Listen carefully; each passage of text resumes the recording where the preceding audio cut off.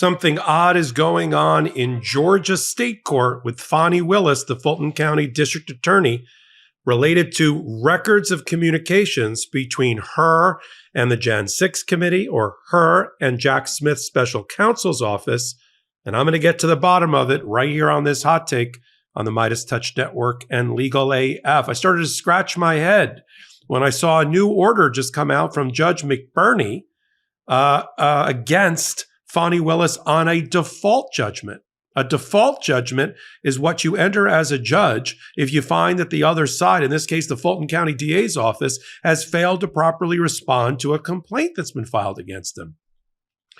Tom Fitton, who's a non-lawyer who operates something called Judicial Watch, got it into his pea-brain that there were communications between Fani Willis's office, Jack Smith's office, the special counsel, and the Jan 6 Committee, like they were coordinating with each other against Donald Trump. Now, the records custodian for the office of the Fulton County DA had already responded when they got the records request. Sometimes we call it a FOIA, which is a federal version of it, a Freedom of Information Act, or in the state court, it's called a public records request. When you get a public records request, the government must respond. And the next day, the records custodian told Tom Fitton, didn't tell him to go AF themselves, but said none. We don't have those documents. They don't exist. Well, Tom Fitton didn't want to take yes or no for an answer and decided he was going to file a complaint because he believed that they did. Half the time, Fitton doesn't know what he's talking about. So I wasn't that shocked by it. But something bizarre happened, and I don't know why. Even if there were none, once you got sued, the Fulton County DA needed to respond to that suit. Fani Willis can't ignore it and just go, well, I don't really care. I'll just let a default judgment be entered against me. But apparently, the judge, after learning that the suit had been filed and thinking that it had not been properly served, ordered Fitton's, the Judicial Watch, to serve again for a second time Fulton County DA's office because the DA's office never appeared in the case. So it got served again. So now it got served twice and they still didn't appear.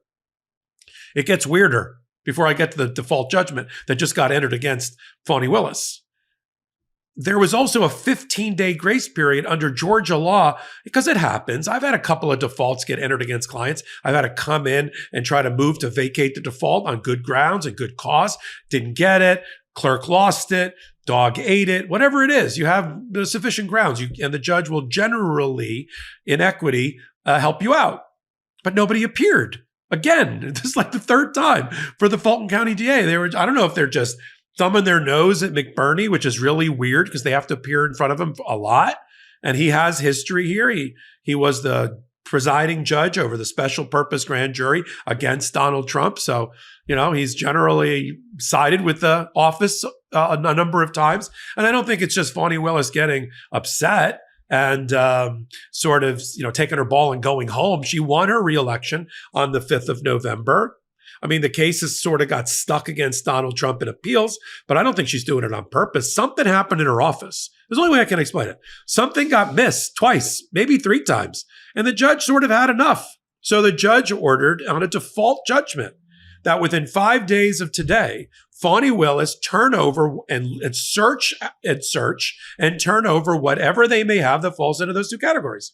Communications back and forth, if there are any, between Fani's office and the Jan 6 Committee and Fani's office and the special counsel's office. Now, if it's still 0, they don't have an obligation to forge them, artificially make them up, but now she's going to have to pay attorney's fees because that statute in Georgia about public records says attorney's fees will be rewarded for somebody that has to go through the trouble of filing the complaint. So now they're going to have to pay Donald Trump's mouthpiece, Tom Fitton, $10,000 or $20,000 for filing this complaint. There wasn't a lot of litigation, so it shouldn't be that much money, but that's not taxpayer dollars well spent. Forget everything you know about fasting. Prolon by L-Nutra is the only patented fasting mimicking diet that combines the benefits of prolonged fasting with a science-backed nutrition plan so you can hit your health and weight loss goals without actually having to give up all food. Introducing Prolon, a revolutionary plant-based nutrition program that nourishes the body while making cells believe they're fasting. Researched and developed for decades at the University of Southern California Longevity Institute and backed by leading U.S. medical centers, Prolon helps promote healthy blood sugar, support cardiovascular health, and reduce abdominal fat.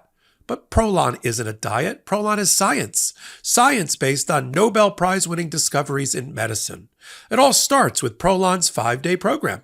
Snacks, soups, and beverages, all designed to keep your body in a fasting state. It's unlike anything you've ever experienced. I did the 5-day program, and I feel so much better. Prolon really isn't like any other diet I've tried, and that's because it's not a diet. It truly is science. It was so convenient, they sent me everything I needed all in one box. It's no wonder why thousands of doctors now recommend Prolon to support healthy blood sugar and cardiovascular health. Right now, Prolon is offering Legal AF listeners 15% off their 5-day nutrition program. Go to prolonlife.com/legalaf. That's PROLON life.com/legalaf for this special offer. That's prolonlife.com/legalaf. So here's what I'm speculating. I don't think it's a matter of Fani Willis just being in contempt of court and allowing that default to happen. Something at a lower level in that office got missed. They either thought the clerk's office was sufficient in saying there were none, or they didn't have to respond. But she could not have thought that taking a default judgment was a proper strategy because it opened her up to attorney's fees. And if there are none, you would just answer the complaint. That's how you avoid a default. You file an answer. That's what it's called. Got a complaint and an answer. And the answer, you say none. And then if they don't like it, they can call for an evidentiary hearing, or they can try to prove to the judge what evidence they have that it's not none. Like they got a piece of paper from the Jan 6 committee. Because, what he could have done, Fitton, if he's really being smart, is he would have subpoenaed Jack Smith's office, but they won't provide anything during an ongoing investigation. They would have subpoenaed the Jan 6 committee, which is out of business. All those documents have been posted, and asked for that, and then have that to compare and contrast against what they get from Fani Willis's office. And if she says she doesn't have any, and they have one, like an email, an email. See, you didn't produce this. Then you run into court and say she should be found in sanctions and for default and penalties and punishments and all that stuff. I don't think they have anything. I think this is out of the fevered imagination of Tom Fitton on behalf of Donald Trump. But this procedural, just to nerd out for a minute, how Fani Willis could allow her office to allow a default against them, I have no idea. Even in a law firm, you have, sort of checks and balances. You have controls in place to make sure that defaults don't happen. Multiple calendaring on multiple parties, multiple emails that get the correspondence from the court or the notice of the filing, and then you take action related to it, right? They didn't appear to do any of those things. So I'm a little bit upset on this hot take because it's sort of an unforced error. You just basically, it's like an own goal in soccer. Fani just kicked it into her own goal and now has to pay $20,000 in fees in order to tell the court she doesn't have any. And now she's on her back foot because if she doesn't have any, it's going to be like, well, let's have a hearing then. We want an affidavit and a declaration under oath of all the steps you took to try to look for them. Where'd you look? What servers did you look at? What were the records custodians? How do you know? Did you search all your emails? Let's see your emails. It just opens the door for all sorts of mischief by Tom Fitton, who's known for mischief. We don't believe her, Judge. Let's go forensically examine and image her servers to go look for them. Uh-oh. Now, I saw the initial reaction was there's going to be an appeal. I'm not so sure about that. Fani Willis had multiple opportunities in her office to fix this, to avoid the default. And I usually side with Fani, but I think she's wrong here. Unless I get a new piece of data, a new data point that tells me she did this on purpose. And if she did it on purpose, I don't see the purpose. That's what I'm trying to say. I don't see the purpose. If it's none, you reply none. I don't have any documents. And it ends there. If he wants to take it Fitton to the next level, he tries it. You oppose it, but you don't act like you never got it. So I hope that's why people come to Legal AF and MeidasTouch Network. We don't blow smoke or sunshine. I'm not here to say there's got to be a reasonable explanation for Fani Willis to do that. I don't see one. So what's going to happen now?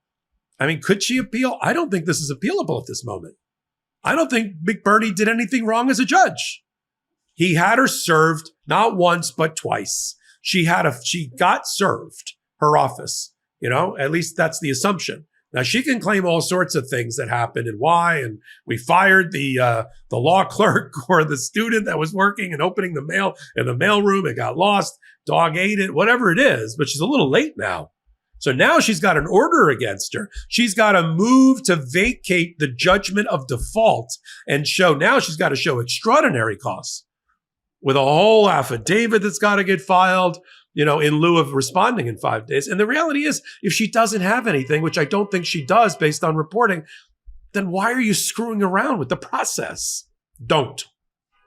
I'll continue to follow it. Great news. You're on the MeidasTouch Network. Take a moment and hit the subscribe button. And if you like law and politics, you're going to love Legal AF.